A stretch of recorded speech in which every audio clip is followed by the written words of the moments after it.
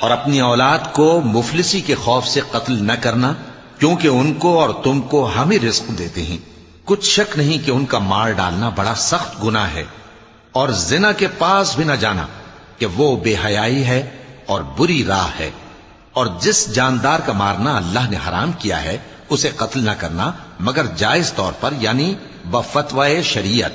اور جو شخص ظلم سے قتل کیا جائے، ہم نے اس کے وارث کو اختیار دیا ہے کہ ظالم قاتل سے بدلہ لے، تو اس کو چاہیے کہ قتل کے قصاص میں زیادتی نہ کرے، کہ وہ منصور و فتح یاب ہے۔ اور یتیم کے مال کے پاس بھی نہ پھٹکنا مگر ایسے طریق سے کہ بہت بہتر ہو، یہاں تک کہ وہ جوانی کو پہنچ جائے۔ اور عہد کو پورا کرو کہ عہد کے بارے میں ضرور پرسش ہوگی۔